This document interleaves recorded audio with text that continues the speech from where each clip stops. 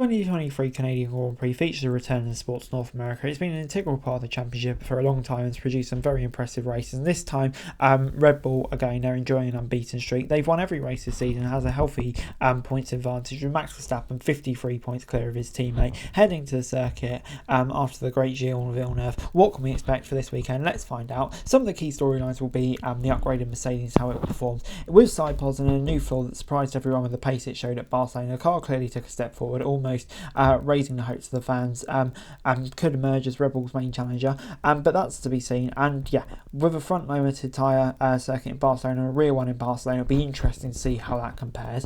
Fernando Alonso said this is the last time we're not on the podium after Barcelona, and yeah, it's been a report that Aston Martin are bringing upgrades to this year's Canadian Grand Prix, clearly confident about them, and yeah, hopefully to close the gap to Red Bull. So it'll be interesting to see where they are in pecking order and if they'll be closer to Mercedes. And something that's not been made much news but deserves due recognition is the fact that Pirelli released its tyre allocation for the next set of races. Surprisingly though, is enacting maybe on the one-stop races. We've seen the tyre manufacturer will be bringing steps off the tyres to Canadian Grand Prix, and it could be to increase the number of pit stops in a race to induce some level of action, as the start of the season hasn't been too great, let's be honest, but it'll be remains to be seen what impact it will have. Mercedes left everyone impressed with its double performance in the last race, and Toto Wolff was quite harsh on the team's technical department after the race in Bahrain and said there's been an extensive amount of work going on in the background. The result is all to see, and Mercedes secured its first double podium of the season. We'll be hoping to continue that in the future, but out of form, this one's got to go for Charles Leclerc, who cannot catch a break in Ferrari this season, with either self or team-induced errors in 6 of the 7 races so far this season, and that's lost more points than he's scored. The Ferrari driver will be desperate, hoping for a straightforward weekend where once again it's not the case of one thing or another going really wrong.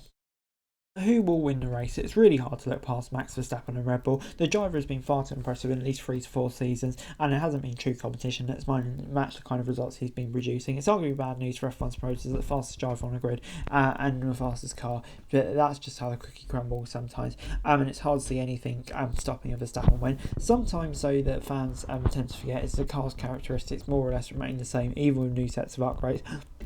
The current ecosystem of F1 does not aid a completely transformed car over the season, and it's just not possible with a cost cap. A car that works great on a real limited track continues to be strong in those conditions. Aston Martin is one such car, and while the jury is still out on what the upgrades will deliver, Canada is a track that should aid Fernando Alonso to get back on the podium.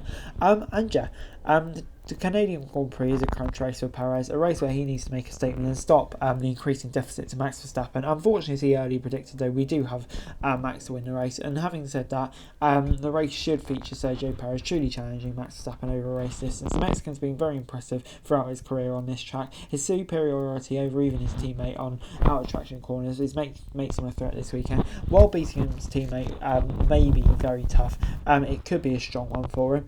But yeah, for a team that might struggle this weekend, the full Mercedes package seems to have one major weakness, and that was on real limited circuit like Bahrain early in the season. It's a way proved to be a reality check for them, but we're back to a real limited track here, and once again, even though an upgraded package, there are still question marks over how the car will behave. We expect Mercedes to maybe take a step back this weekend, maybe fight with Ferrari for being the third fastest car, or maybe with Aston Martin in second.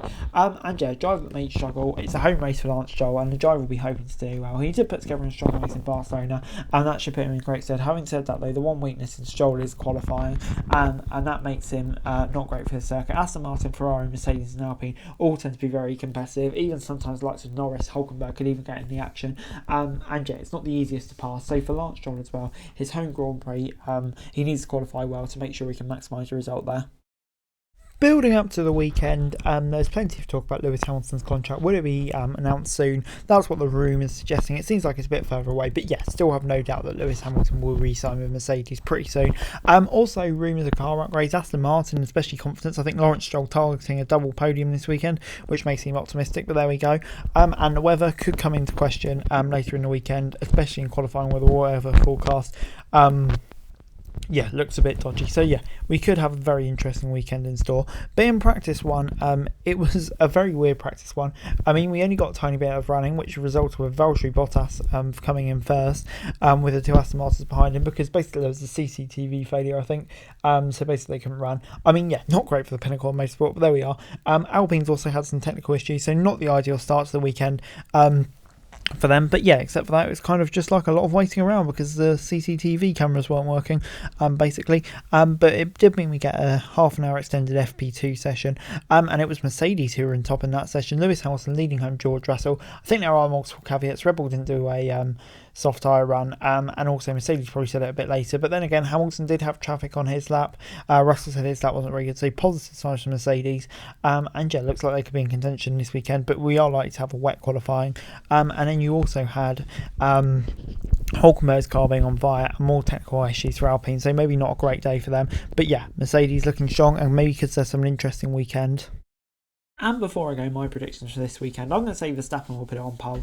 Yeah, fastest driver probably at the moment in the fastest car. I don't think there's probably too much debate to be had over that. For the win, I don't know. I'm going to say Verstappen will either get caught out by the wall of champions or he's going to have some sort of issue or something like that. I'm going to say Perez will win the race with Alonso coming home in second, the upgraded Aston Martin, and Hamilton rounding off the podium in third. Maybe more Hope-in expectation because I want to see a different winner, to be honest. But yeah, I'm going to say something crazy will happen in the race, and Verstappen won't finish the race. But anyway, guys, that's it for the video. Thanks so much for watching. I like to share your thoughts, comments, and daily wrestling news, and subscribe to my channel. It's going to be greatly appreciated. Thanks so much for watching. Peace.